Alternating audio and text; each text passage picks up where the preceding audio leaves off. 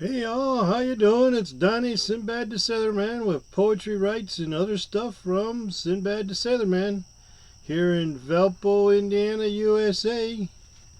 I'm coming at you today with number 26 of the Traffic Authority Video Challenge, 100 videos in 100 days. Yep, today I've got a couple things for you. I got 23 traits of successful leaders and the 7 rules of life. Okay, I'm going to start with the 7 rules of life. And got this off the internet. Didn't say who it was by or whatever, so I put it in my own words a little bit, so I'm not stealing others' works, but they're pretty close to what I've seen, so I'm going to go ahead and read those. The 7 rules of life is accept that your past is over. When you do that, it will not affect your present. You've heard people say that your past does not equal your future. Well, that's the same thing. When you accept that the past is over, done, dead, gone, there's nothing you can do about it. You can't change the past, and you can't predict the future. You can try, you might get close and all, but really you have no effect on the future or the past. It's the present where everything is done and made up. You can make up for your past. You can heal wounds of the past in the present, but you can't do it in the past. In the present, you can plan for tomorrow and the future, but in the future, you can't plan for that day that's ahead. It's always the present. You understand? There is no future, there is no past. It's all present. Okay, number 2 of the 7 rules for life is what others think of you is none of your business. Now that one's like word for word verbatim, and it's been said by many a people. What others think of you is none of your business. What do you care what others think of you? I mean, unless they're coming up and confronting you and trying to harm you or stop you or coerce you, their opinions don't matter. Everyone's got opinions, and you know what they're all about, and they all stink. So their opinions don't matter. What they think of you don't matter. Yeah, we feel that sometimes they do, but they really don't. They're not going to change anything except maybe your emotional state, and that's only if you let them. Okay, now we all heard this. Time will heal almost everything, so give time a chance. Now, a lot of people know that as time will heal all wounds, and if you think about it, yeah, if you're dead, your wounds are done. Time will heal all wounds. If you're religious like me, then all your sins are forgiven and whatnot. There's going to be no more tears. There's going to be no more night. So you ain't got to worry about what's here and what's now that pains you. So all your wounds will be healed with time. Time waits for no man, so or woman or any creature except for God. God's not limited by time. Okay, number 4. Remember, you are in a state of constant flux.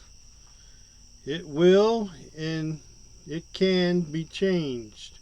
You can change the state that you're in. You can change your vibration if you're a metaphysical person out there, or hippy dippy kind of person with the auras and whatnot. You can change that too. You know, religious people like me, well, the state of vibration is not really what I'm thinking about. It's just a state of emotion, more or less. My emotions will set my actions into play. Okay? And number 5, don't judge others until you have lived their life's journey. It is not enough to walk a mile in one man's shoes or one woman's shoes. I'm being politically correct there, but I really don't care about politically correctness, so just don't want to. I'm an amiable, remember that. That's a personality thing, so I don't want to cause no conflict here, so I don't want to get the ladies upset, or the guys don't really care, so I should have said her shoes. So number 6, keep asking, keep knocking, keep seeking, become a forever student. When you do, the answers will find you. I believe that. The more you know and put into your brain, the more your brain has a chance to figure it out. Your brain never really shuts off. Mine really never shuts off when I'm awake or asleep.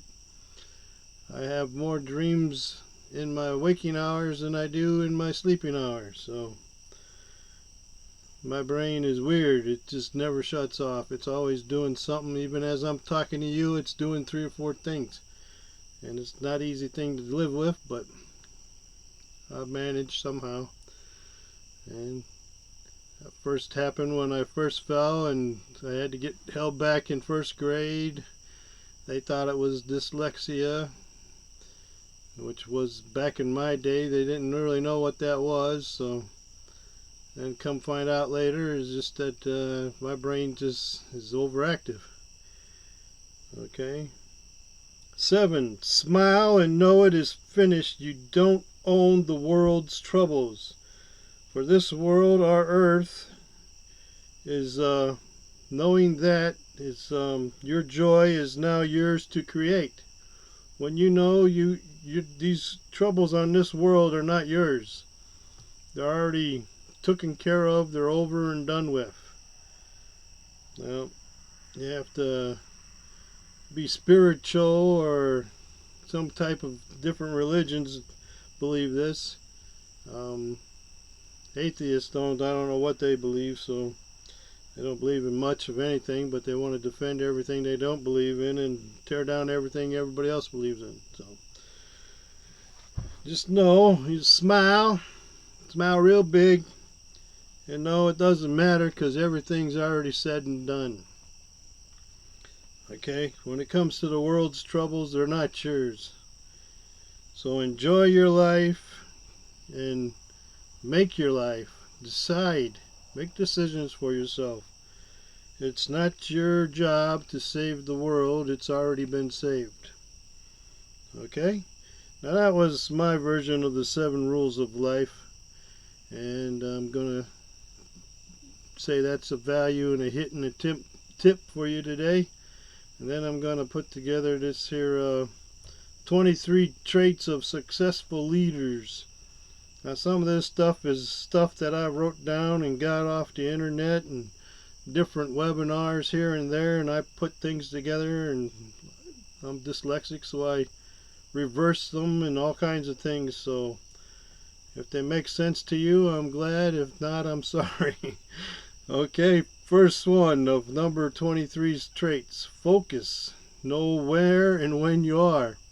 That's not always easy for some people. I know. 2, honesty. Always do the right thing. Be honest with yourself, mostly and mainly. Because there's a lot of people out there who aren't, and they don't even know why they aren't.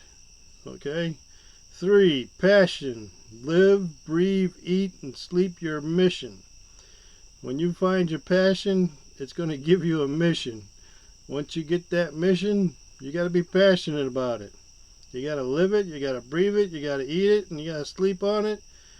To get that achieved, you're going to use goals and dreams and a why. Number 4, respect.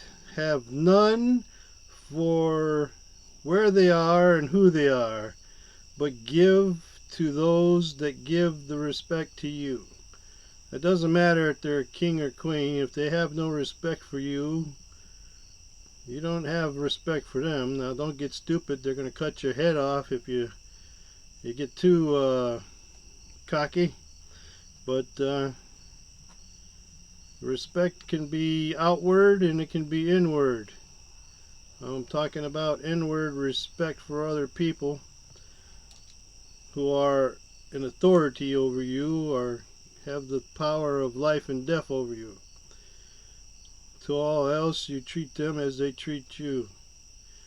5. Excellent persuasion abilities. Now that's a trait for a successful leader. You got to be persuasive. You must believe in you. If I didn't believe I could come out here and talk to you, I wouldn't be able to do that. Some people fear that, and fear is many things. Fear is false evidence appearing real. Now, I can't think of his name that says it, but he's on my motivational blogs. And Leslie. I can't think of his whole name, I'm sorry. I'll try to figure it out later.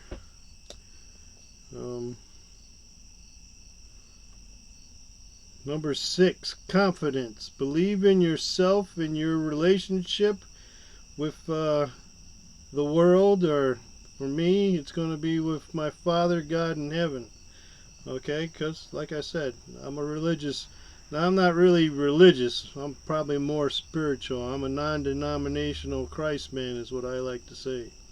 I follow Christ, and I follow his Father, and I follow his disciples and the teachings of the good book, of the Quran, and of the Jewish book too. I've read them all, but right now all I got left of my books is the King James Old Version. So I've been fighting with that book for over 42 years. Like I said before, I've tried to become different things religiously, and I've been kicked out of churches for the things I've been revealed from the book and comforter himself. Okay, so we won't go into all that. Number 7, confidence, or number 7 is compassion. Care for yourself. Be compassionate towards yourself, but mostly towards other people. Okay, that's a good sign of a successful leader. Number 9 is clarity. Now you see, I don't have that, and I don't have it for different medical reasons, but I have it here. I just don't have the ability to get it out sometimes, and I'm working on that. And that's why I got to take all these notes, and I got to study 3 or 4 times and different things. So okay, number 10 is integrity. Do what you say and mean it when you say it, and follow through with what you say. That's integrity. Shared vision is number 11, and action. You got to build a tribe. You got to build a team. You got to get other people involved in the dreams that you want if you're going to be a successful leader. If you got no team, you got nobody to lead. Okay, so share your vision and share your actions and build a tribe. Number 12, engagement. See them, hear them, reward them, and acknowledge them and give them recognition. Okay, no, I'm not too good with that because I don't have the ability to think off of different subjects, because my ability is hampered by my brain always doing something else, plus me trying to get out what I want to get out. I don't know how to explain it, and just something I've never actually been diagnosed or clarified with. It's just like I said before, when I was growing up, they kind of hide all that stuff and didn't talk about your limitations and your problems. They believed if they didn't do anything about them, they'd go away. Well, they don't. So that's number 12, engagement. Number 13, celebration. Honor their efforts and energize them. Okay? Now, when you celebrate them, you're also celebrating yourself. Remember, whatever you give, you gain. Okay? Number 14, be humble. I mean, don't be prideful. Don't be, I'm better than you or whatnot. Because you never know what could happen. You could have an accident and it could become less than what you were before, or anything else. If being humble is the way to please God, is, you can't be prideful. And you can't be boastful. And you can't be louder than the people around you when you have no right to be. Alright, don't be ignorant. Okay, I don't know how to say that any other way. Number 15, be empowering. Empower others. Give them courage. Give them faith. Give them hope. Give them love. Empower them. Let them know they are able and they are capable. Okay, if you want to be a good leader, you got to be able to do that. Okay, number 16, be collaborative. Solicit input and feedback. You got to be able to communicate. And I have problems doing that. I know I'm working on it. I got books on it, and I got to practice. I tried to do a live feed today. I don't know. I probably messed it all up, and I didn't record it, so I can't verify anything I did. It's already gone. So if I don't find a recording of it, I don't know how to fix it. Okay, so 18 is be genuine, clear on your values and your morals. I mean, don't put up no false fronts. If you're disabled and you got problems, go ahead and share them. Be real. What you see is what you get. I mean, what you see is not what I got up here that I can get out on paper or something else in writing. That's why I write poetry, is I'm trying to regain my learning from school years, which after my divorce I let slip, which was a big no-no. I should never done that, but I did. It fall into the things we all do. I fell into the bar scene for a while and different stuff like that, but okay. That goes into lead to number 19. Be self-aware. Know your weaknesses. Know your strength. To thine own self be true. I like to say that a lot. That's William Shakespeare, and that's from the play Hamlet.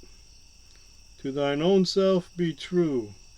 If you can be true to yourself, then you can be true to others. If you can't be true to yourself, you can't be true to others, because you don't know any truth.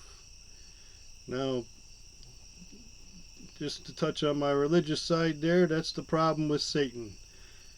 Satan used to be, in my opinion, a fallen archangel or even higher, named Lucifer, and God renamed him Satan because he had no truth left within him. So you're going to see, I don't ditch that religious side of myself or spiritual side, and I call it like I see it, and God and Jesus are who I see, and I don't try to push it on you, and I don't try to make you believe it, but I'm going to talk about them because it makes me feel good, and it makes me more confident and more self-aware and healing and all kinds of things. It's a blessing. So I'm going to talk about him just because it happens. All right? Be supportive. Now, we all got flaws. We've all got quirks and ticks, and some of us got really weird ones. you know. But we're all God's children. We're all human beings. We're all on the same planet. We all face the same thing. If everything goes wrong, we all face the same things. There's more things that we are associated in common with than there are things to separate us. So don't let things separate us. So be supportive. Number 21, leverage your team, know who they are, grow what they know. If they don't know what you know, give them what you know. If they don't know the steps, give them the steps. If they don't know that there's personalities out there that they ought to be aware of when they're doing business, excuse me, give them that knowledge. Give them all the knowledge you got. Empty yourself. Share it with them. If they don't want it and they can't use it, respect that they're overloaded and they can't move on and forward, and do what you can with them. Okay? Number 22, know which stair you're stepping on, and know which stair step you're on, and understand where the next step leads. Okay, we're all on a ladder, you know, a ladder or a big staircase, and the goal is to get to the top, wherever that leads. That's why these companies, these marketing companies, have levels. That's why they have things you reach for.